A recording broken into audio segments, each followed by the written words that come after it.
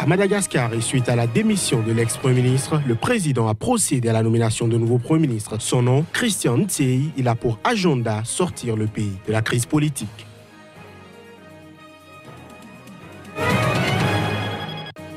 En RD Congo, l'hypothèse d'une candidature pour un troisième mandat du président Kabila échauffe le clergé et l'opposition, ce à l'approche d'une étape cruciale dans la préparation des élections du 23 décembre.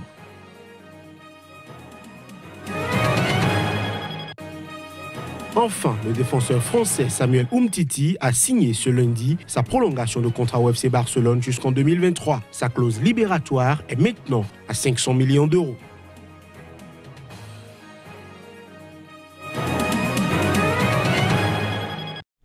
Voilà pour les titres de ce journal que nous ouvrons bien sûr par l'actualité. Nomination ce lundi par le président malgache Eri du nouveau Premier ministre de Madagascar. Son nom, Christian Ntseyi, haut fonctionnaire international.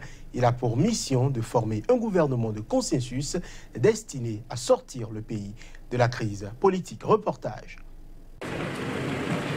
L'annonce de la nomination de Christian Ntseyi comme Premier ministre de Madagascar intervient quelques heures après la démission à la mi-journée du précédent chef du gouvernement.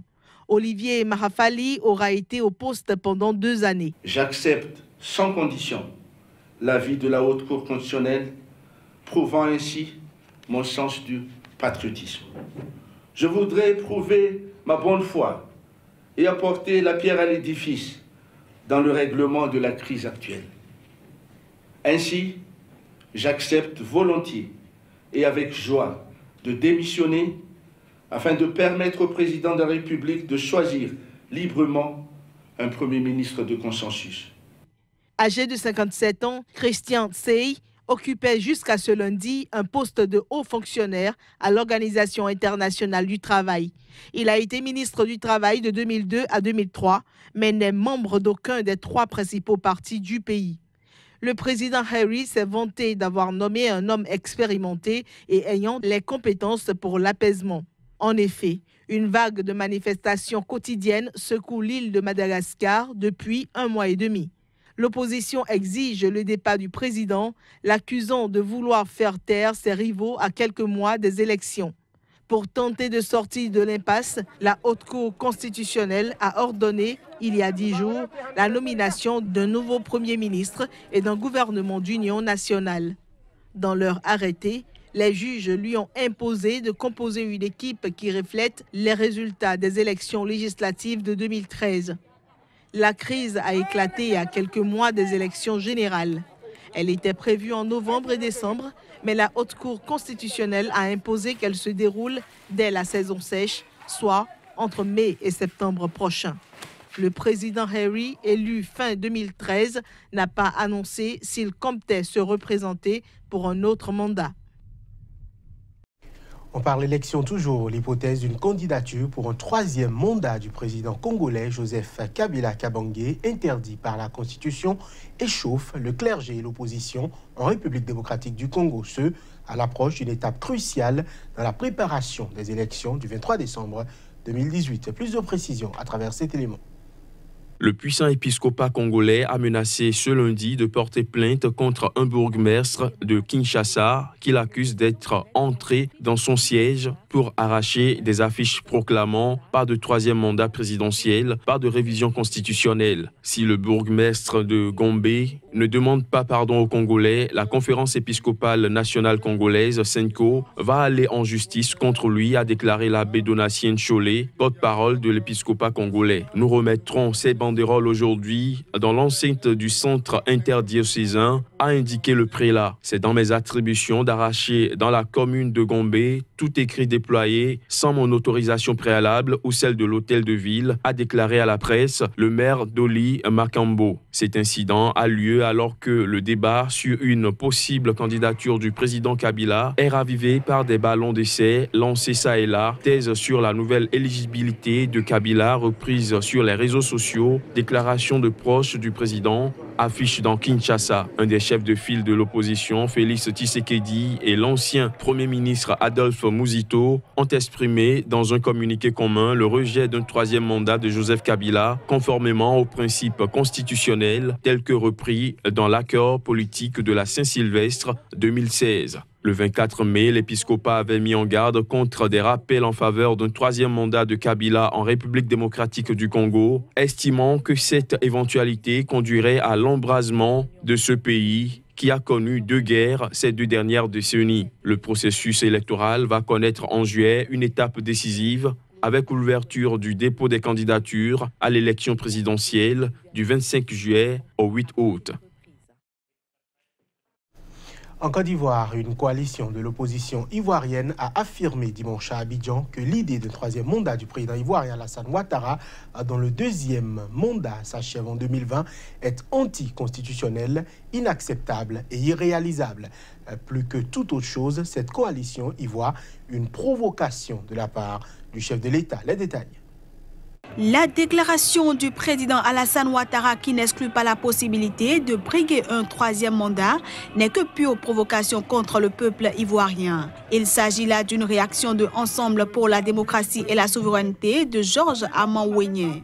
Dans un communiqué, cette coalition de l'opposition a estimé que l'idée d'un troisième mandat est anticonstitutionnelle, inacceptable et irréalisable en Côte d'Ivoire. EDS est une coalition qui regroupe des partis politiques, des associations de la société civile et le Front populaire ivoirien FPI, le parti de l'ex-président Laurent Gbagbo.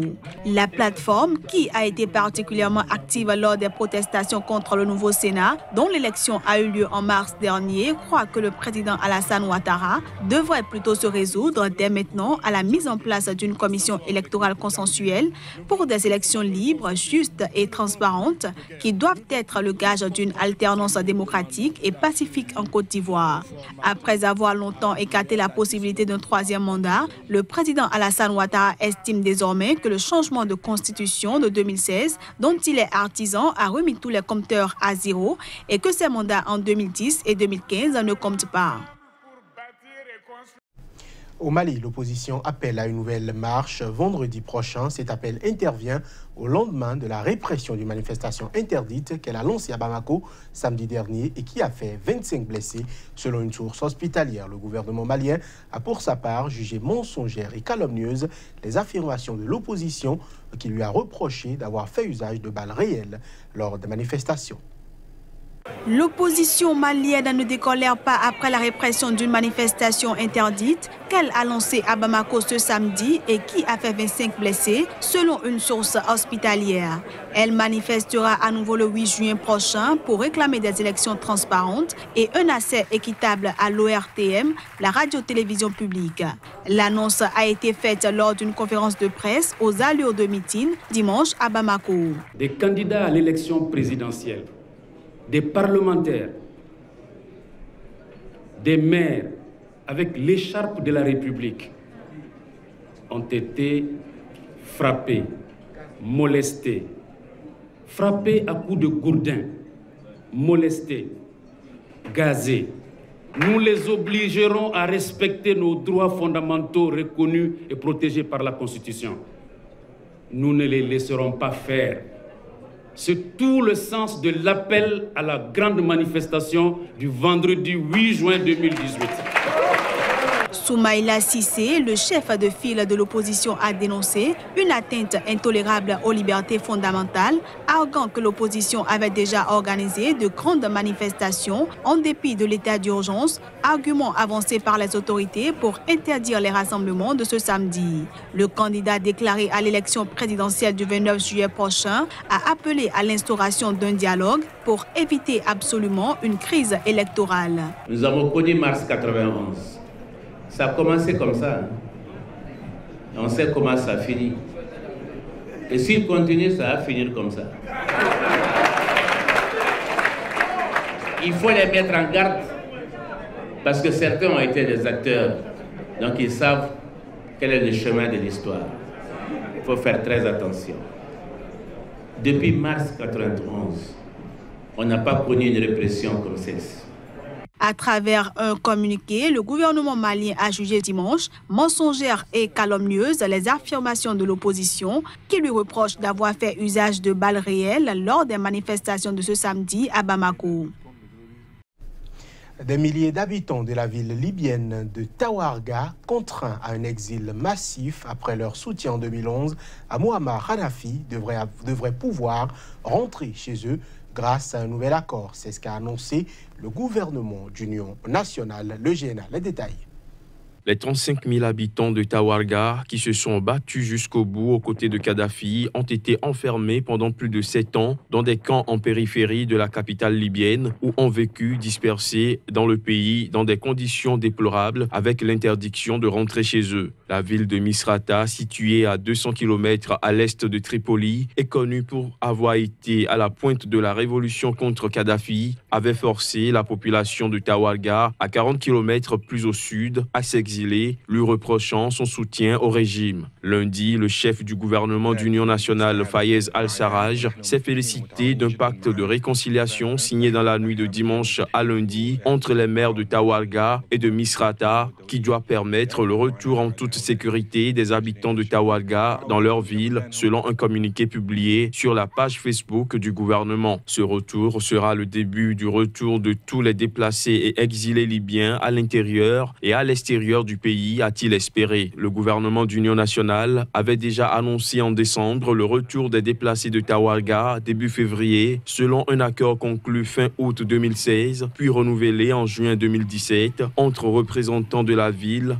et de celle de Misrata qu'il administre depuis la révolte de 2011. Le 1er février dernier, des centaines de familles avaient pris la route pour être ensuite refoulées aux entrées de la ville par des groupes armés de Misrata opposés à l'accord. Depuis, elles campent en plein désert dans des tentes installées par les agences de l'ONU dans des secteurs à une vingtaine de kilomètres de Tawarga ou dans des abris offerts par des villes voisines. Je l'annonçais en titre, le défenseur français Samuel Umtiti a signé ce lundi sa prolongation de contrat au FC Barcelone jusqu'en 2023. Sa clause libératoire est maintenant à 500 millions d'euros. Objectif, écarter toute convoitise. Image et son. L'annonce a été faite par le président du club catalan, Josep Maria Bartomeu. Samuel Umtiti, qui a signé sa prolongation de contrat au FC Barcelone jusqu'en 2023, a accepté un relèvement de sa clause libératoire à 500 millions d'euros pour écarter toute convoitise. Nous avons besoin de lui. Il a aussi besoin du Barça et c'est pourquoi cet engagement a été prolongé. Comme vous le savez, c'est un renouvellement jusqu'à la saison, comme le dit le t-shirt 2023. C'est un contrat à long terme avec une clause de résiliation de 500 millions d'euros. Cette prolongation cimente la relation entre le Barça et le Bleu de 24 ans et confirme le statut nouveau de l'ancien défenseur lyonnais, devenu l'un des meilleurs joueurs d'Europe à son poste.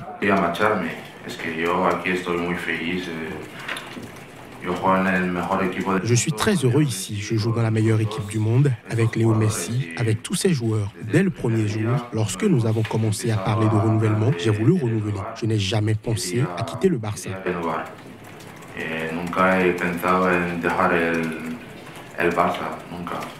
Appelé à réagir sur le mercato du club catalan en ce qui concerne la venue ou non de son compatriote Antoine Griezmann ainsi que son association avec Ousmane Dembélé, Umtiti a préféré botter en touche. Je pense qu'ils sont assez grands en tout cas pour dire ce qu'ils pensent et surtout Antoine pour prendre sa décision et Ousmane aussi, mais voilà, c'est des joueurs qui s'entendent très bien en sélection, ils sont souvent ensemble. C'est tout ce que je peux vous dire. Cette prolongation complète la vague de renouvellement de contrats engagés par le club catalan ces derniers mois avec de nouveaux baux pour Lionel Messi 2021, Sergi Roberto 2022 ou Marc-André Ter Stegen 2022. Et ce sera donc tout pour cette édition. Merci de nous avoir suivis. Agréable nuit à chacun et à tous.